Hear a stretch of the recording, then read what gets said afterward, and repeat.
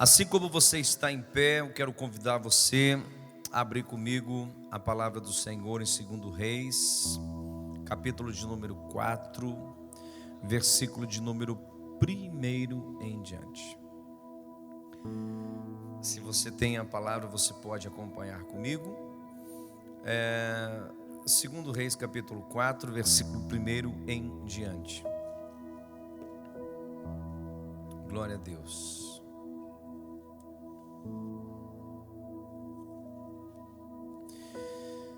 Eu vou trazer uma mensagem para vocês hoje aqui, que já foi pregada às 8 da manhã, às 16 horas, às 19 e agora esse horário. E ela é uma mensagem que tem 2 tópicos dela que são revelados exclusivamente para vocês. Deus falou: pregue essa palavra. Nada do que você já não conheça ou já não tenha ouvido, mas tem 2 tópicos aqui que pode mudar toda uma circunstância. Certa mulher, que era viúva de um dos membros de um grupo de profetas, foi falar com Eliseu e disse: meu marido morreu. Como o Senhor sabe, ele era um homem que temia a Deus, o Senhor. Mas agora um homem a quem ele devia dinheiro veio para levar meus 2 filhos a fim de serem escravos, como pagamento da dívida. Eliseu perguntou: o que posso fazer por você? Diga, o que é que você tem em casa? Não tenho nada a não ser um jarro pequeno de azeite, respondeu a mulher. Amém? Pode sentar na presença do Senhor Jesus.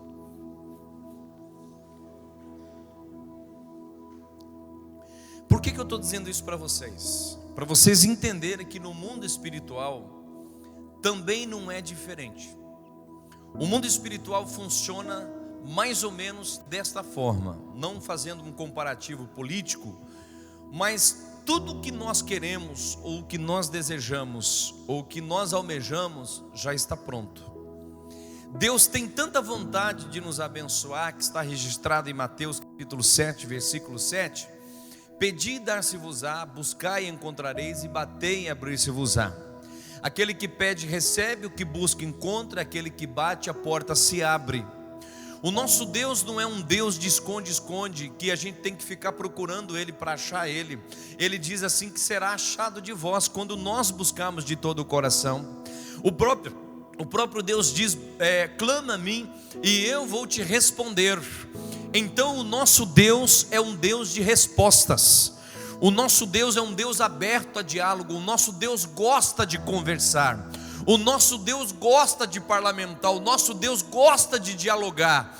Esse é o Deus que nós servimos. Um Deus aberto a ouvir as necessidades, as dificuldades, os problemas que nós muitas vezes enfrentamos e que achamos às vezes que Deus não faz conta da nossa vida. Ou porque às vezes julgamos o nosso problema ser um problema ínfimo, pequeno, e que Deus não dá importância para isso. Eu quero dizer para você nessa noite, seja qual for a sua causa, seja qual for a sua necessidade, seja qual for o tamanho do seu problema, pequeno, médio ou grande, Ele se importa com você. Para isso, Tiago diz assim: vocês pedem e não recebem, porque vocês pedem mal. Vocês não sabem pedir. Tiago chama a nossa atenção. Você vai no capítulo 9 de Daniel, você vê uma pessoa inteligente chegando até o coração de Deus. Daniel no capítulo 9, versículo 4, 5, ele cria uma estrutura de oração. Primeiro, Daniel orava semanalmente ao Senhor, amém? Amém, igreja? Não amém não. Daniel orava diariamente ao Senhor. A voz de Daniel era conhecida nos céus porque ele orava de manhã, ele orava meio-dia e ele orava à noite. Daniel orava 3 vezes ao dia. continuamente. Não era só no domingo, ou uma vez por mês, a cada 15 dias, não. Ou quando o calo apertava, não. Daniel se sentia acuado, orava, não. Ele orava 3 vezes ao dia, continuamente. Ele criou uma base de oração.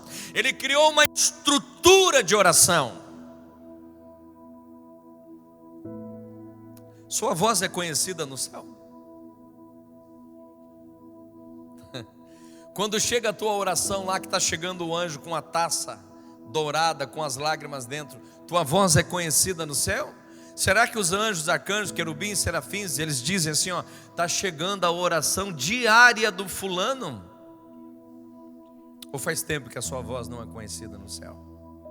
Ou ela não é lembrada no céu? Ei, capítulo 9, versículo 4 e 5, Daniel, ele detalha ali a estrutura da oração. Primeiro Daniel, quando começa a orar, ele diz assim, ó: Deus, eu não sou ninguém sem o Senhor, eu preciso de Ti, sou fraco, sou pequeno, estou cercado dos inimigos, reconheço a minha pequenez, a minha fragilidade. Sabe o que Daniel faz? Daniel pega o ego dele e maceta, e começa a amassar, e começa a fragmentar o seu eu, o seu ego, o seu achismo, a sua posição teológica, o seu dom, o seu isso, o seu aquilo, que muitas vezes a gente se enaltece por causa disso, por causa daquilo, porque tem um dom disso, um dom daquilo, ou porque tem isso, ou tem aquilo. Daniel pega o eu, pega o ego, e ele vai amassando diante de Deus. Ele vai dizendo: não sou ninguém, sou pó, sou verme, preciso de Ti, sou poeira, sou cisco, eu sou um vento só, eu preciso de Ti.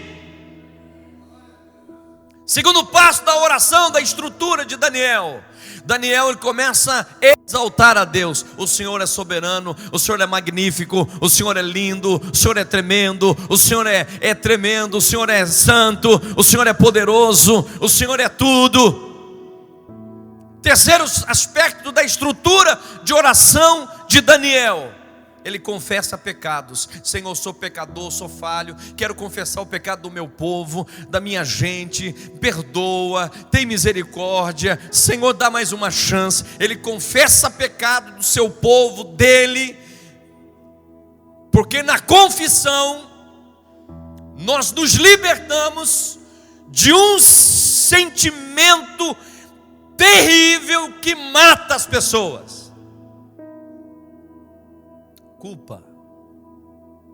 Você só vai se libertar da culpa o dia que você confessar seus pecados.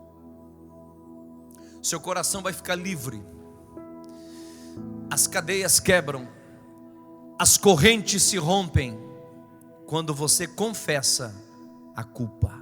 Vai embora. Não tem sentimento pior do que a culpa.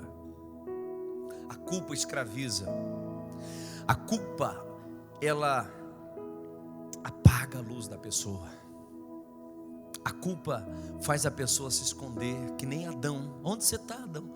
Estou aqui escondido. O que você está fazendo aí, Adão? A gente todo dia conversa. E o que você se escondeu aí? Ah, Senhor, eu estou nu. O que você está fazendo aí, Adão? Eu estou nu, Senhor, eu já falei. Mas quem te mostrou que você está nu? Ah, Senhor, eu estou me sentindo culpado hoje, porque o Senhor lembra do que o Senhor me falou para mim não fazer e eu fiz. Culpa. A culpa faz você se esconder. A culpa, ela te quebra, te bloqueia, faz com que você retroceda, que você não cresça. Mas quando há confissão, o diabo não tem legalidade mais para agir na tua vida ou te acusar de qualquer coisa, porque você confessou. Daniel confessava a culpa do seu povo. Senhor, perdoa eles, eles pecaram, eu pequei, nossos pais pecaram. Aí, a última estrutura da oração de Daniel, ele chegava para pedir.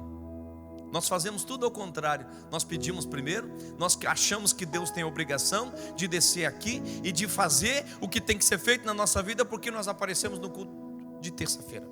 Eu estava no culto de oração, ou porque entregamos um envelope de dízimo, agora o Senhor tem que descer aqui e tem que fazer acontecer na minha vida. Não, irmãos, Põe uma coisa no teu coração: quem precisa de Deus aqui é você.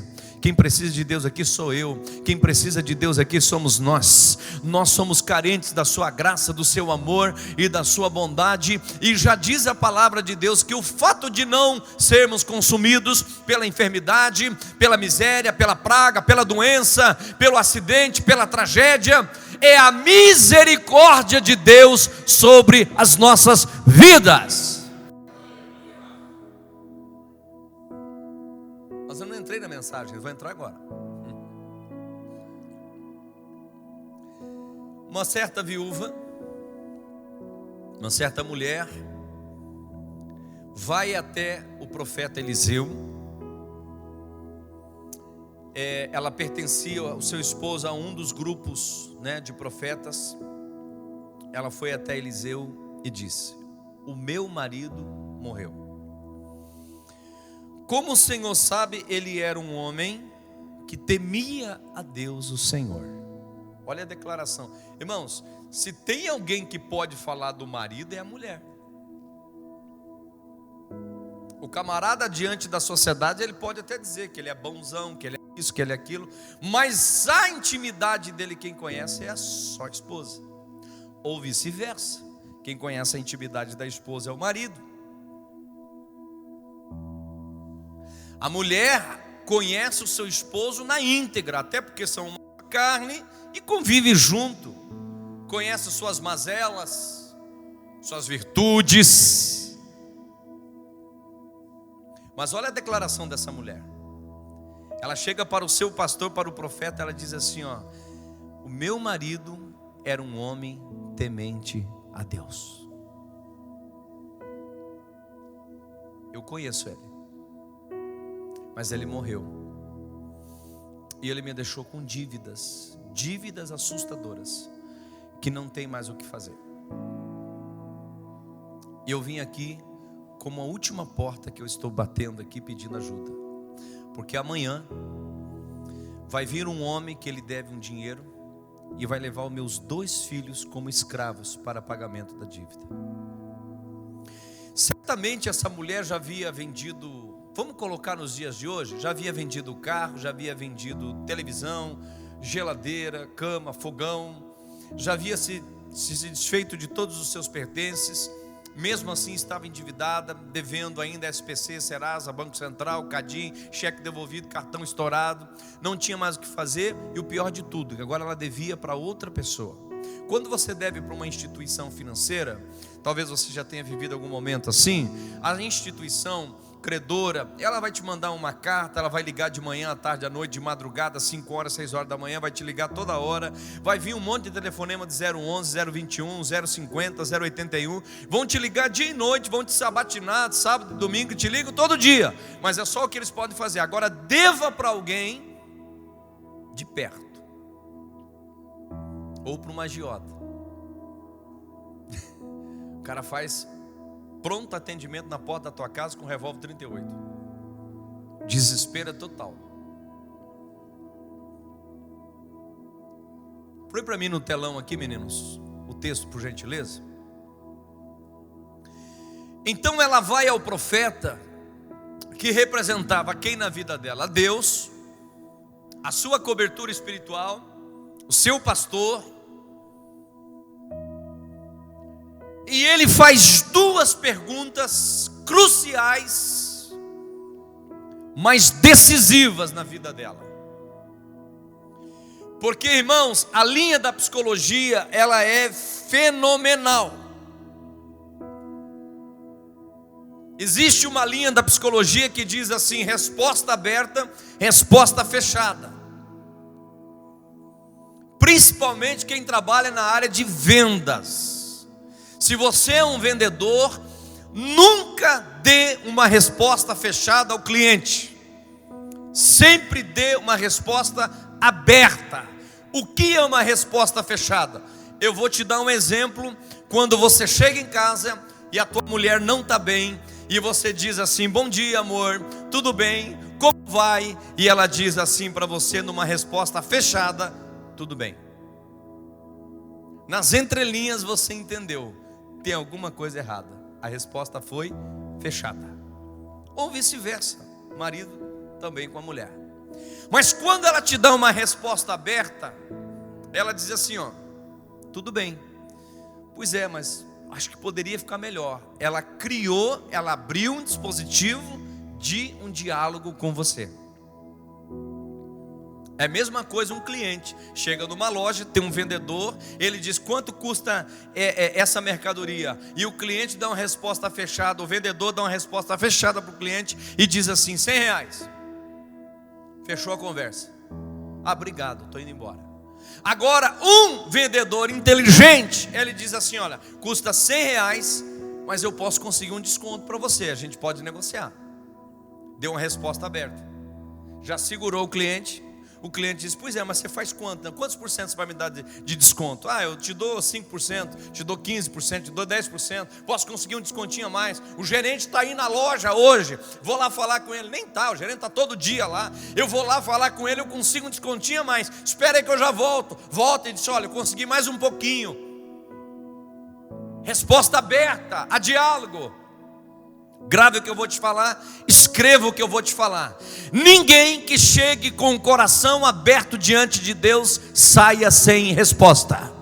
Porque o nosso Deus é um Deus de diálogo. O nosso Deus é um Deus que dá respostas abertas. O nosso Deus é um Deus que gosta de dialogar, de conversar, de parlamentar e de ouvir. Prova disso está em Mateus 7,7, que ele diz: buscai e encontrareis, batei e abrir-se-vos-á, e aquele que pede, recebe. Ele diz, eu sou o Senhor teu Deus, eu te ajudo, eu te esforço, eu te fortaleço, com a destra da minha justiça eu te levanto. Ele diz, clama a mim, e eu vou te responder, coisas grandes, firmes, ocultas, que não sabes. Eu sou Deus, e eu quero falar com você.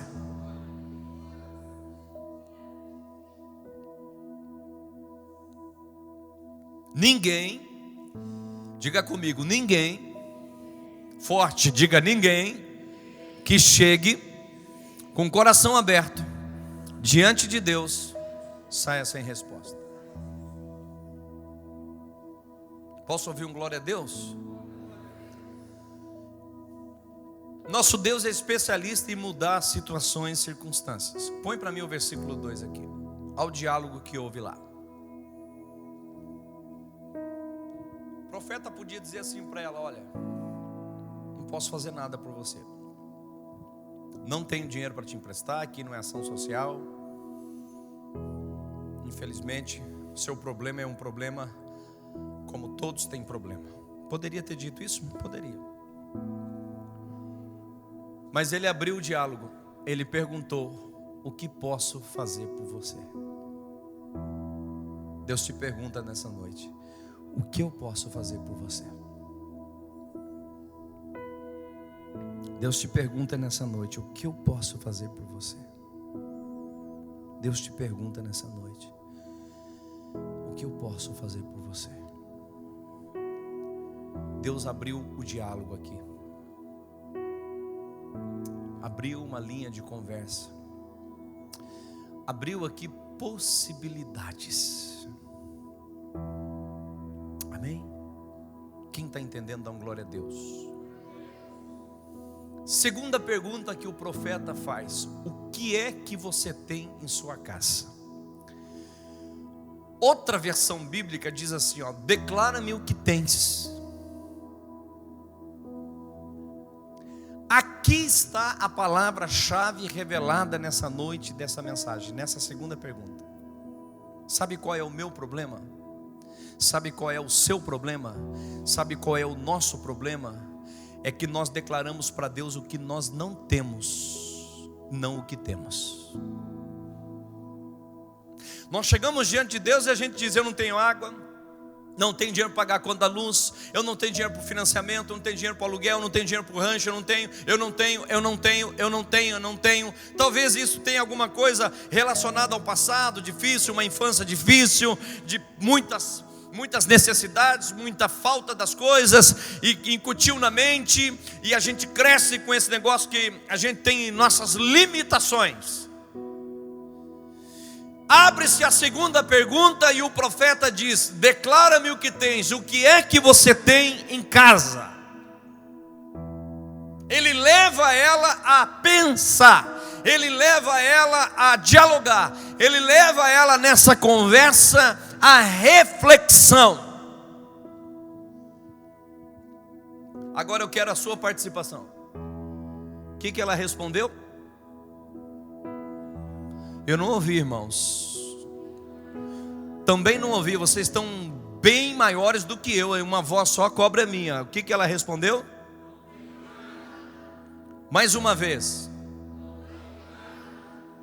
Essa seria a minha resposta, a sua resposta, a nossa resposta, quando nós, às vezes, diante das circunstâncias difíceis, dos confrontos, dos problemas, das dificuldades, a primeira coisa que a gente vê não é solução, a gente vê o quê?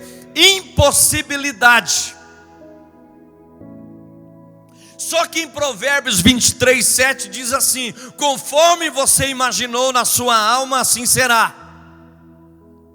Só que a gente vê as impossibilidades, a gente vê as dificuldades, a gente vê os problemas, a gente não vê saída, e aí entra um grande erro: nós queremos resolver do nosso jeito, que é o que a gente faz. Vou dar jeito. Não, esse negócio não vai ficar assim, eu vou dar jeito. E a gente enfia os pés pelas mãos, põe a carroça na frente dos burros, e a gente faz tudo ao contrário. O diabo, Satanás, é especialista em colocar ponto final na vida das pessoas e dizer para eles: até aqui você veio, até aqui você fez, mas a partir de agora a tua vida termina aqui na derrota. Mas eu vim aqui nessa noite para dizer para você que uma vírgula pode mudar tudo.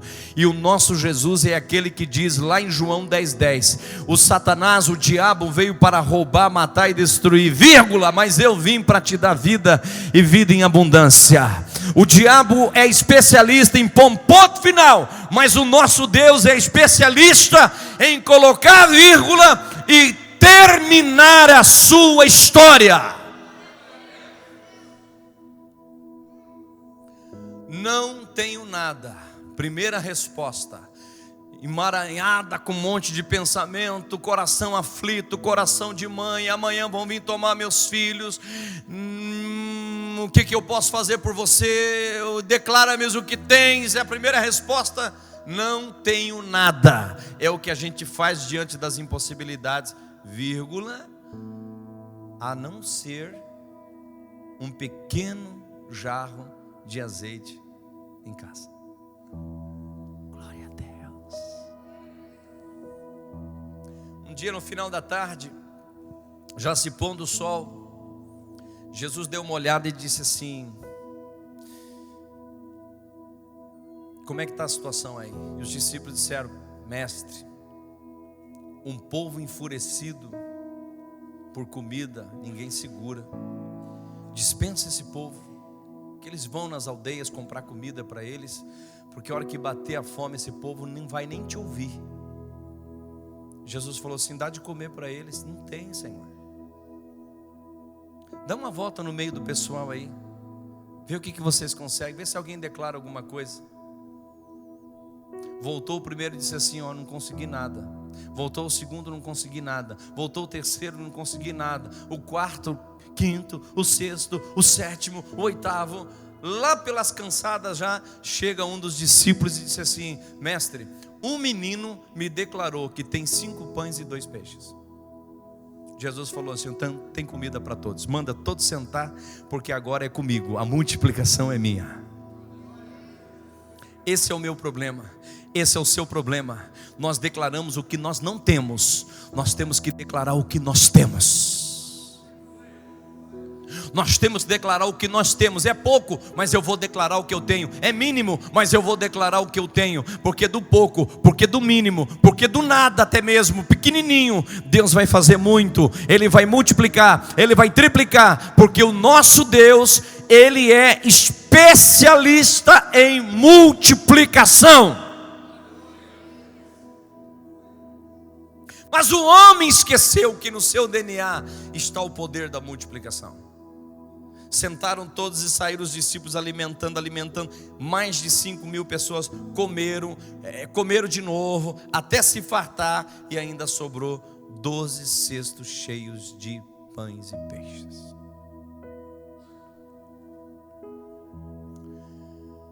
Declara-me o que tens.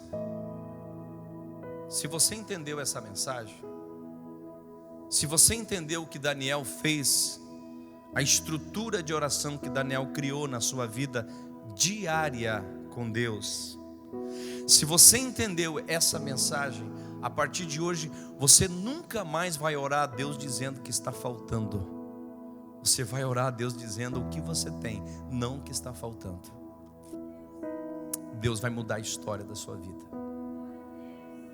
Uma vírgula mudou uma história, mudou uma vida, mudou uma circunstância caótica de desgraça para uma prosperidade infinita.